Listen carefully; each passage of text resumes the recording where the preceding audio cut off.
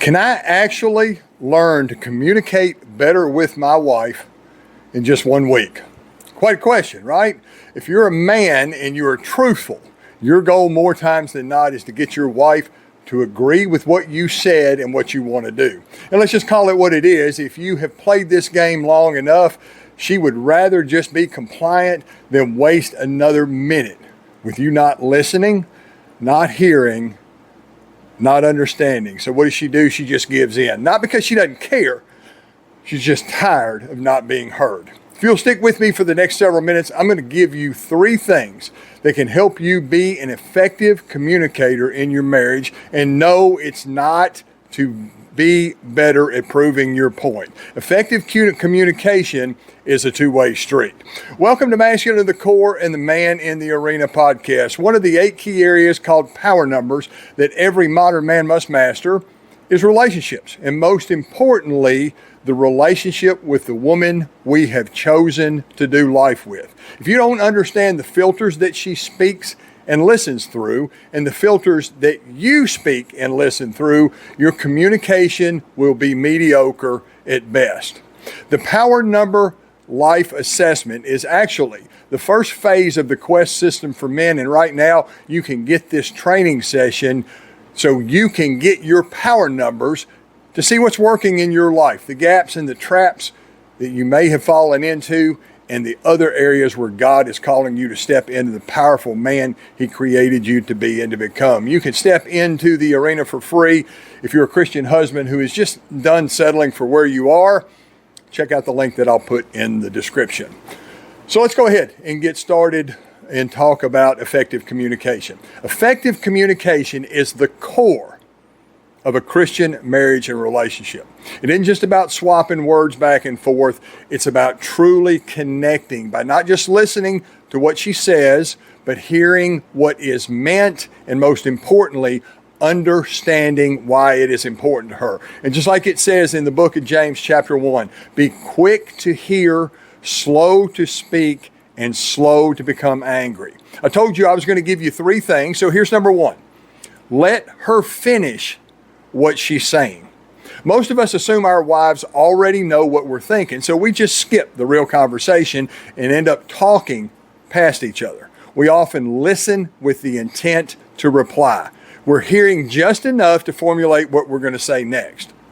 Think about that statement while I say it again, and catch yourself doing this. We often listen with the intent to formulate the next thing we are going to say.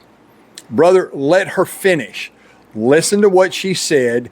Hear what she meant. Effective communicators would say, explain to me what you mean by that. Most importantly, understand why it's important to her. You could say, help me understand what you're saying and help me understand why that's important. Brother, I can promise, learn this. It is life-changing. So number 2, understand the filters that each of you speak through and listen through. Yours are different from hers, so the same experience means something completely different for you than it does for her. It's not about Mars and Venus. It's about understanding God created you different from her. One of the sessions in our faith-based personality course, More Powerful Me, is called the Spectrum Sequence of Personality Colors. And let me tell you why that matters. Each of us experiences the world through this spectrum sequence, meaning it is the driver of our communication style. Red is the alpha, fiery, passionate personality color.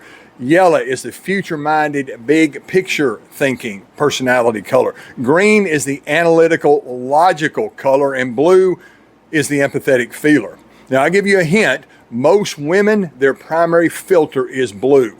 God created them that way for a reason. In my relationship, I am a red, yellow, blue, green. Ashley is a blue, green, red, yellow. Can you see how that could be a problem if my big picture thinking, passionate alpha personality is forcing a solution on her empathetic, analytical personality? And what's cool is I know mine, I know hers, she knows mine. When a conversation is on the verge of getting out of bounds, we catch it and reel it back in. I don't know how many men I have shared this with, but understanding your masculine personality, your core strengths, your core values, and this spectrum sequence thing can fill in the gaps that you, my brother, didn't even know that you had. So, number 3, put God at the center of your marriage. Now, I know that's easy to say. Invite God to be an interdependent part of your marriage. Pray for, with, and over each other. Listen to me. Pray for her. Pray for her physical, mental, spiritual health and wellness. Take her by the hand and pray over her when you know she is having a tough day, or even when she's having a great day.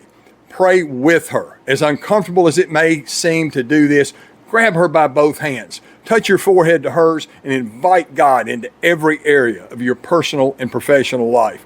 Pray for your house. Pray for your kids. Pray for your finances. Your fill in the blank here, right? You get the drift, and on and on. Listen to what she says.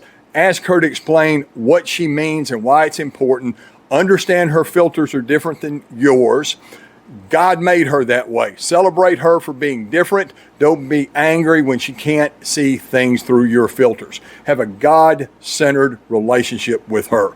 Check out the link in the description if you are a Christian man done settling for less and ready to experience the power of God working in, with, for, and most importantly, through you. It's what the Quest system for men is all about. That's it for Masculine to the Core and the Man in the Arena podcast. Till next time, be the man of impact in your home and in your community, the man that God created you to be and to become. Have a great day. You absolutely deserve it. Bye for now.